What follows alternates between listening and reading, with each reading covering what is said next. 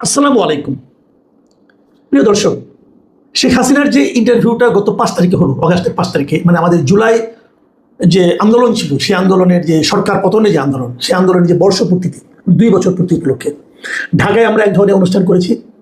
আর ওদিকে দিল্লিতে ওই একই দিনে, এটা কাকতালীয়ভাবে না, আমার মনে হয় পুরোপুরি পরিকল্পিতভাবে ওখানে যে অনুষ্ঠানটা হয়েছে, সেটা যদিও হয়েছে যে নয়াদিল্লির ফরেন করেসপন্ডেন্স ক্লাবের উদ্যোগে, কিন্তু ওখানে যারা জড়িত ছিলেন প্রায় সবাই বাংলাদেশের লোকজন, আমরা এটা দেখেছি। এবং তারা এখানে আয়োজন করেছেন, শেখ হাসিনা বক্তব্য দিয়েছেন, শেখ হাসিনা সাংবাদিকদের প্রশ্নের উত্তর দিয়েছেন। সেখানে সাংবাদিক বিভিন্ন দেশেরই ছিল, বিভিন্ন সংবাদ মাধ্যমের ছিল, উত্তর দিয়েছেন।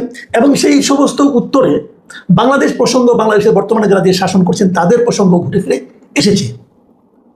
এই প্রেক্ষিতে আমাদের পররাষ্ট্র মন্ত্রণালয় একটা তীব্র প্রতিবাদ দিয়েছে এবং সেটা প্রেস রিলিজ আকারে তাদের যে অফিসিয়াল ওয়েবসাইট সেখানে দিয়েছে, অফিসিয়াল পেজে তারা সেটাকে পোস্ট করেছে এবং সেখানে ভারতের ভূমিকার সমালোচনা করা হয়েছে। এখন এই যে ভারতের ভূমিকার সমালোচনা, এটাকে ভারত এখন কিভাবে রিয়েক্ট করছে, তারা কি বলছে, সেই জবাবটা আজকে আমরা পেলাম এভাবে যে ভারতের পররাষ্ট্র মন্ত্রণালয় তাদের নিয়মিত একটা ব্রিফিং করেন প্রতি সপ্তাহে। আজকে তাদের একটা ব্রিফিং ছিল, সেই ব্রিফিংয়ে তাদের যে মুখপাত্র রণধীর জয়সওয়াল, তিনি সরাসরি এই প্রসঙ্গে উত্তর, ওনাকে প্রশ্ন করা হয়েছিল, সাংবাদিকরা প্রশ্ন করেছেন, উনি উত্তর দিয়েছেন। এবং সেখানে রণধীর জয়সওয়াল সরাসরি বলেছেন যে ওই দিনে যে অনুষ্ঠানটা, সেটার আয়োজনের সঙ্গে ভারত সরকারের জড়িত নয়, একটা বেসরকারি পর্যায়ের আয়োজন হতেই পারে, ওটা নিয়ে ভারত সরকারের কোনো বক্তব্য নেই, ওনারা সঙ্গে জড়িত নয়, এটা ক্লিয়ার করেছেন। এবং দ্বিতীয় যে কথাটা বলেছেন, যেটা সবচেয়ে গুরুত্বপূর্ণ কথা বলে আমার কাছে মনে হয়েছে, তিনি বলেছেন যে ওই মঞ্চ থেকে যা কিছু বলা হয়েছে, মানে কেবল শেখ হাসিনা না, অন্যরাও যা কিছু বলা হয়েছে, বিশেষ করে বাংলাদেশে বৈধভাবে গঠিত সরকারের বিরুদ্ধে, এই যে বৈধভাবে গঠিত, এটাকে উনি বলেছেন ইংরেজি টার্মে, তো বলেছেন ইংরেজিতে বলেছেন যে ডিউলি কনস্টিটিউটেড, মানে বৈধভাবে গঠিত যে সরকার, সেই সরকারের বিরুদ্ধে ওই মঞ্চ থেকে যা কিছু বলা হয়েছে ভারত সরকার সেটাকে অনুমোদন করে না। কথা কিন্তু একদম ক্লিয়ার যে ওনারা ওখানে বসে যা কিছু বলে, যেমন ওখানে বসে সজীব ওয়াজেদ জয় তিনি বলেছেন বাংলাদেশ ধীরে ধীরে পাকিস্তান হয়ে যাচ্ছে, ভারত এটাকে অনুমোদন করে না। ওখানে বলা হয়েছে বাংলাদেশ একটা জঙ্গি রাষ্ট্র হচ্ছে, ভারত এটাকেও অনুমোদন করে না। মানে যা কিছু বলা হয়েছে ভারত সরকার তার কোনোটাই অনুমোদন করে না।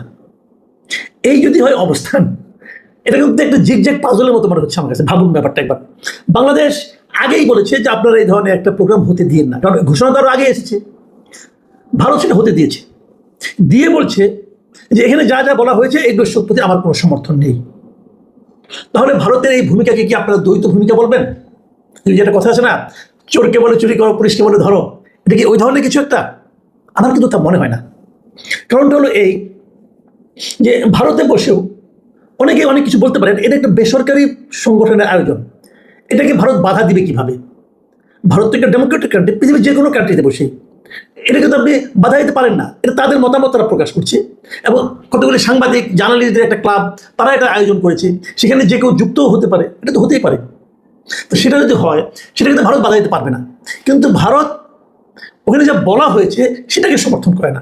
দেখুন, এই কথাটা কিন্তু আমি বারবার বলার চেষ্টা করছি যে ওখানে একটা ইভেন্ট হয়েছে, ইভেন্টে কিছু স্পিচ আছে, কিছু বক্তব্য আছে, আমি বক্তব্যটাকে সমর্থন করবো না। বাংলাদেশের আদালত সেই বক্তব্য যদি হেড স্পিচ হয়, যদি বিদ্বেষ ছড়ানো বক্তব্য হয়, সেই বক্তব্য প্রচারে নিষেধাজ্ঞা দিয়েছে। কিন্তু ওই ঘটনার কথা আমি বলতে পারবো না, এটা বেআইন, এটা হয় না, এটা অগণতান্ত্রিক। আমি কিন্তু গত 2 দিন ধরে এই কথাটাই বলছি যে বাংলাদেশের একটা জাহেদ যেটা বলেছেন, যেটা প্রচারই করা যাবে না, এটা বেআইনি কাজ বলেছেন। ওনার এই নির্দেশনা, ওনার এই মন্তব্য আইনকে সাপোর্ট করে না, আইন ওনার বক্তব্যকে সাপোর্ট করে না। ওনার যে বক্তব্য, তার মধ্যে যদি কোনো বিদ্বেষ ছড়ানো বক্তব্য থাকে, মানুষের মধ্যে অস্থিরতা তৈরি করে, সেই বক্তব্য প্রচার করা যাবে না। আচ্ছা বলুন তো, যদি আপনি বক্তব্যটা না শোনেন তাহলে কি করে বুঝবেন সেই বক্তব্যটা বিদ্বেষ ছড়ানো কি ছড়ানো নয়? তাহলে শুনতেও মানা নাই। আমি তো নিশ্চিত একটা জাহেদি বক্তব্য শুনেছেন, আমি এটাও নিশ্চিত বিএনপির কেন্দ্রীয় কমিটি কেন্দ্রীয় যারা নেতৃত্ব আছে, তারা প্রায় সবাই এই বক্তব্য খুব মন দিয়ে শুনেছেন। শোনাটা অন্যায় নয়। অন্যায় হলো ওইখান থেকে যে বক্তব্যগুলো, যেমন বাংলাদেশ জঙ্গি রাষ্ট্র হয়ে যাচ্ছে, যদি এই কথাটা বলা হয়, বাংলাদেশ পাকিস্তান হয়ে যাচ্ছে, এই ধরনের যে কথাগুলো আছে, এই কথাগুলো আপনারা প্রচার করতে পারবেন না যদি সেটা শেখ হাসিনা বলেন।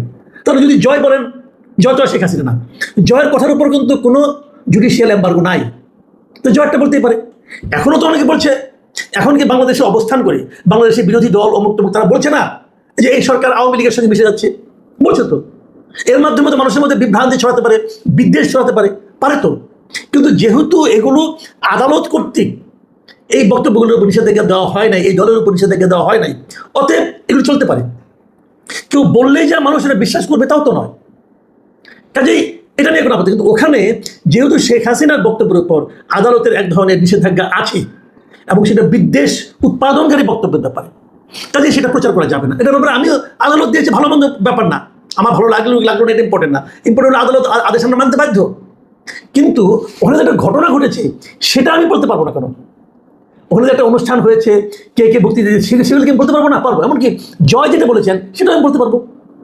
কিন্তু যেটা হয়েছে, ঘটনা ঘটার পর বাংলাদেশ গভর্নমেন্টের পক্ষ থেকে আপনারা জানেন যে একটা প্রেস রিলিজ দিয়ে বাংলাদেশের পররাষ্ট্র মন্ত্রণালয় একটা প্রেস রিলিজ দিয়ে তীব্র নিন্দা করেছে, ক্ষোভ প্রকাশ করেছে, ভারতের প্রতি ক্ষোভটা তারা প্রকাশ করেছে।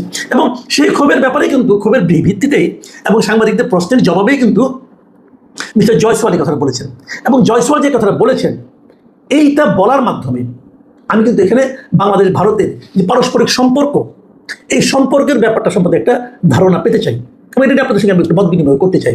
দেখুন, ভারতের এই বক্তব্যটা কিন্তু খুবই স্পষ্ট যে ওনারা শেখ হাসিনার বক্তব্য এবং এই সরকার সম্পর্কে যে বক্তব্য, সেগুলিকে ওনারা সমর্থন করেন না এবং ওই অনুষ্ঠানের কারো বক্তব্য ওনারা সমর্থন করেন না। তাহলে এখন দাঁড়ালো কি? তাহলে শেখ হাসিনার অবস্থানটা ওখানে কী দাঁড়ালো? দেখুন, আমাদের সরকার দাবি করেছিল শেখ হাসিনাকে যেন কথা বলতে না দেওয়া হয়। তাহলে সেক্ষেত্রে আবার একটা প্রশ্ন কিন্তু উঠে, শেখ হাসিনাকে কথা বলতে দেওয়া না দেওয়ার ব্যাপারে ভারত কীভাবে তার নিষেধাজ্ঞা জারি করবে? ভারতের যে শেখ হাসিনা আছে গত 2 বছর ধরে, আপনাদের মনে একটা প্রশ্ন কি জাগে নেই কখনো? শেখ হাসিনার এখানে স্ট্যাটাসটা কি, সেখানে কী হিসেবে আছে? আপনি যখন ভারতে যান অথবা অন্য কোনো দেশে যান, নানা ধরনের কিন্তু ভিসা আছে। কোনোটা ট্যুরিস্ট ভিসা, কোনোটা বিজনেস ভিসা, কোনোটা ডিপ্লোম্যাটিক ভিসা, কোনোটা অফিসিয়াল ভিসা, মানে নানা ধরনের ভিসার ক্যাটাগরি কিন্তু আছে। তার মানে আপনার ভিসার ক্যাটাগরিটা কি? মানে শেখ হাসিনার ভিসার উনি তো ভিসা নিয়ে যাননি এখান থেকে, তো ওখানে রাষ্ট্র কীভাবে তাকে থাকতে দিয়েছে, কী হিসাবে থাকতে দিয়েছে? উনি কি এখানে বন্দী, উনি কি এখানে গ্রেপ্তার হয়েছেন, নাকি ওখানে অতিথি? এই ব্যাখ্যাটা কিন্তু আমরা এখন কেউ জানি আমরা গত বছরের না, তার আগের বছর 2024 অগাস্টে উনি ওখানে যাওয়ার পর বোধহয় 1 সপ্তাহ না 2 সপ্তাহ পরে ভারত সরকার একটা বলেছিলেন উনি এখানে অতিথি হিসেবে আছেন এবং ওনাকে সর্বোচ্চ নিরাপত্তাও দেওয়া হচ্ছে। তো যদি অতিথি হিসেবে থেকে থাকেন, তাহলে ওনাকে কি গত 2 বছরে একবারও পাবলিকলি দেখা গেছে? একবারও দেখা যায়নি। তো অতিথি কি কোথাও যেতে পারেন?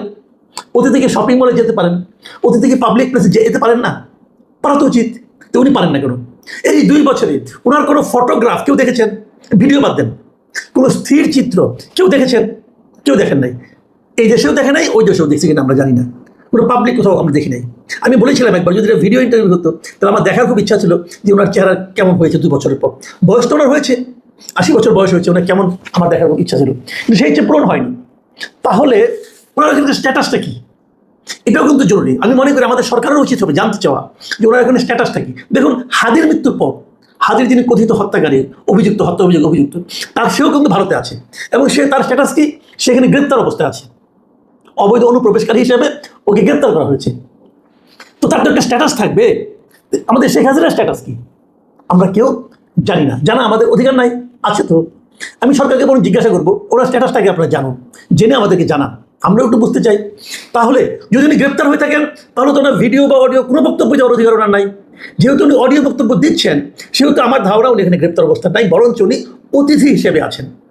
তো অতিথি হিসেবে যদি থাকেন, এটা যদি স্ট্যাটাস হয়, তাহলে ভারত তাকে কীভাবে বলবে যে আপনি কথা বলেন না? কাজেই ভারতের মিস্টার জয়সওয়াল যে কথাটা বলেছেন, আমি কিন্তু এটাকে খুবই সমর্থন করি এবং উনি খুবই কূটনৈতিক ভাষায় বলেছেন যে আমরা ওনার বক্তব্যটাকে আমরা সমর্থন করি না।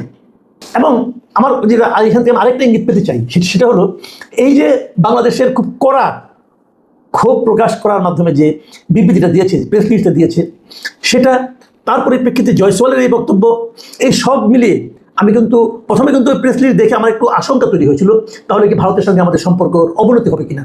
কিন্তু এখন আমার কাছে মনে হচ্ছে না, অবনতি হবে না।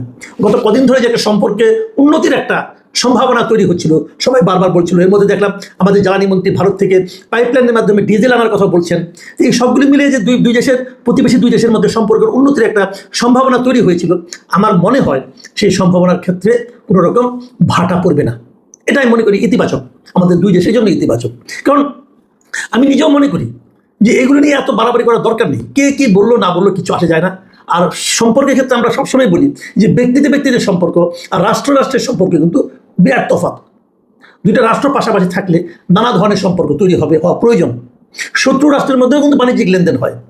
কাজে আমি মনে করি সেই সমস্ত সম্পর্ক আরও বাড়ুক, ভালো হোক, এটাই হলো আমাদের প্রত্যাশা, কারণ তাতে আমাদের উভয় দেশেরই সুবিধা। আর হেড স্পিচ, এটা কি শেখ হাসিনা কি আমাদের এখান থেকে কেউ, কোনো ধরনের হেড স্পিচই আমি মনে করি প্রত্যাশিত নয়। প্রিয় দর্শক, এখনই পর্যন্তই, পরবর্তীতে আবার কথা হবে। সবাই ভালো থাকবেন। আল্লাহ হাফিজ।